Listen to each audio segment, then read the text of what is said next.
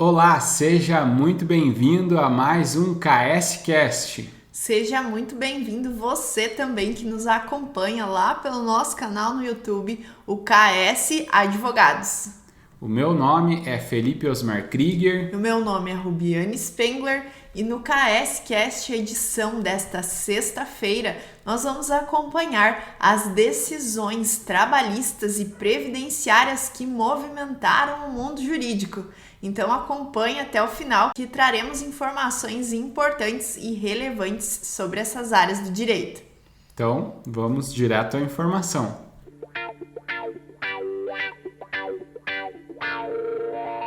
E a notícia previdenciária dessa semana é da segunda turma do Tribunal Regional Federal da Primeira Região, que deu provimento à apelação do INSS para anular um processo então que concedeu a pensão por morte à mulher de falecido, cujos filhos não haviam sido citados na ação judicial. O colegiado assim decidiu por entender que é imprescindível a participação de todos os beneficiários no processo para a concessão de benefício, desse benefício de pensão por morte. O relator, ele destacou ao analisar o recurso do INSS que existindo outro beneficiário da pensão por morte pleiteada, é medida que se impõe a integração à relação jurídico-processual, na qualidade de litisconsórcio passivo necessário, devendo ser providenciada a sua citação. Na decisão, então, na situação apresentada ao tribunal, constava que o falecido havia deixado 2 filhos menores. E apesar desse fato, a ação teria transcorrido sem que fosse oportunizada aos litisconsórcios passivos necessários à defesa de seus interesses. Essa circunstância, segundo o desembargador, caracteriza nulidade processual insanável. E ao votar pela anulação do processo, o magistrado federal determinou o retorno dos autos à vara de origem. Então, o processo retornou à vara de origem para que fosse realizada a citação dos dependentes do segurado nos termos do artigo 114 e 115 do CPC. E o voto do relator foi acompanhado por unanimidade pela turma. Então, o processo retornou à origem para ter o seu início novamente, mas com a citação dos demais dependentes desse segurado falecido. Sim. E a fonte dessa decisão é o Tribunal Regional Federal da Primeira Região.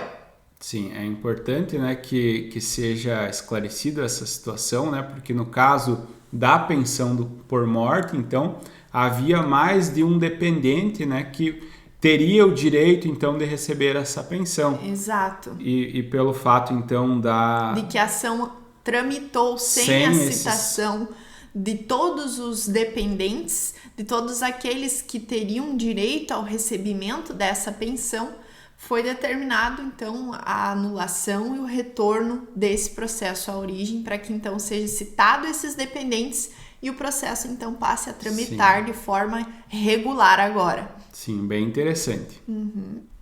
E a notícia trabalhista dessa sexta-feira é do TRT da Primeira Região, que fica estabelecido no estado do Rio de Janeiro. E ele é de uma empresa que foi condenada por colocar empregada em uma espécie de limbo previdenciário. Então, a quinta turma do Tribunal Regional do Trabalho da Primeira Região condenou, então, a Companhia Brasileira de Distribuição ao pagamento de verbas trabalhistas devidas a uma empregada. Apesar, então, de ela ter recebido a alta médica, a balconista teve negado pela empresa o direito de assumir o seu posto de trabalho. O colegiado acompanhou por unanimidade o entendimento do relator José Luiz Campos Xavier de que a empresa não pode se negar a receber a empregada que retorna ao trabalho após a mesma ser considerada apta ao labor pela perícia médica do INSS, mantendo então a condenação que determinada na sentença de primeiro grau. E agora vai ser esclarecido um pouco mais a situação dessa empregada. Sim. Ela foi admitida então em 18 de nove de 2007 pela empresa e a trabalhadora ela teve concedido o auxílio-doença previdenciário por determinação judicial em razão de ter sido diagnosticada com a síndrome do pânico.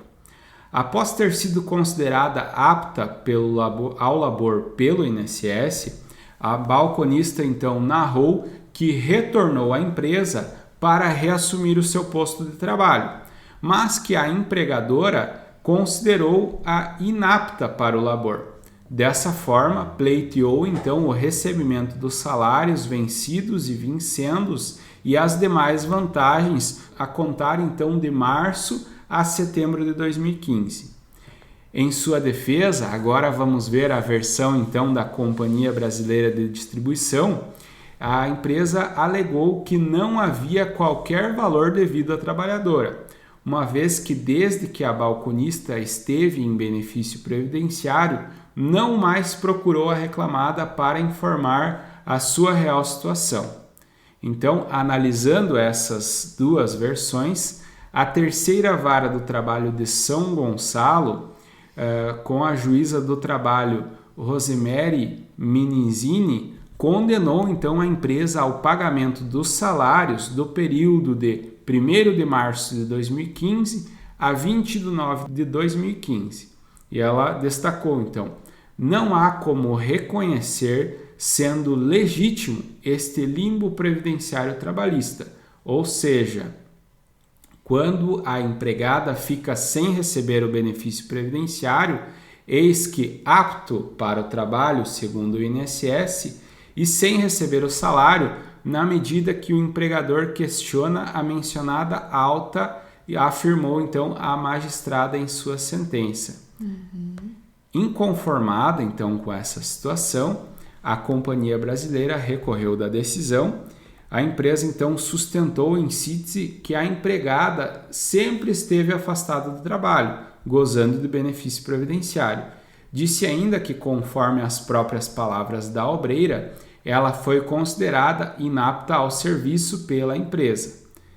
No segundo grau, o caso foi analisado pelo desembargador José Luiz Campos Xavier, que manteve a sentença de primeiro grau sem reparos.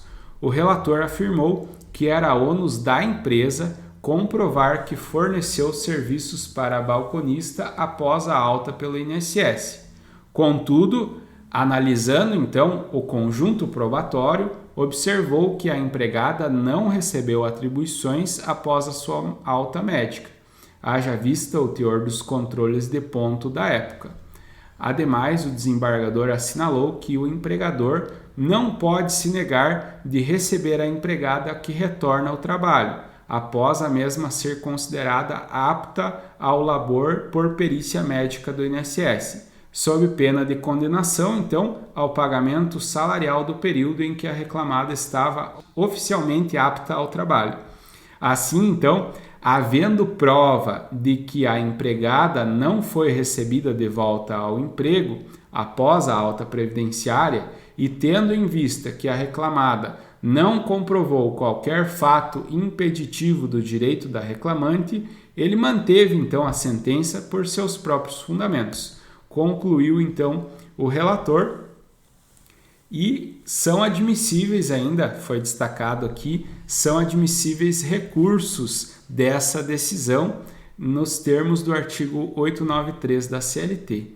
Sim, muito interessante esse caso, né? É comum nos depararmos com situações de limbo previdenciário, que é quando o INSS dá a alta para o segurado, determina então o retorno ao trabalho, mas ao chegar ao trabalho, esse empregado não é admitido, não é aceito pela empresa para retornar ao trabalho. E aí o empregado fica nessa situação, não recebe... sem receber o salário da empresa e sem receber o benefício previdenciário. Isso, esse é o chamado limbo previdenciário trabalhista, né? Exatamente. E aqui, então, ficou comprovado que nessa situação, quando a empresa não aceita o retorno ao trabalho, e ela então vai ter que arcar com o pagamento desses salários, então, até que seja resolvida essa situação. Sim. Se ela entende que a empregada não está apta, então, para retornar às suas atividades. Sim, foi comprovado, então, a negativa da empresa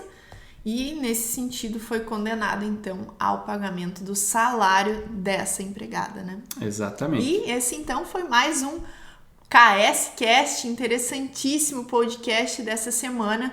E se você nos acompanha pelo YouTube, aproveite e já se inscreva no nosso canal.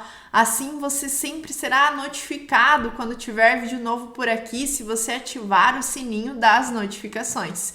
E também nos acompanhe nas nossas redes sociais, pois toda segunda e sexta-feira nós estamos por aqui compartilhando conhecimento. Esse é um compromisso nosso. Um forte abraço e até a próxima. Até a próxima.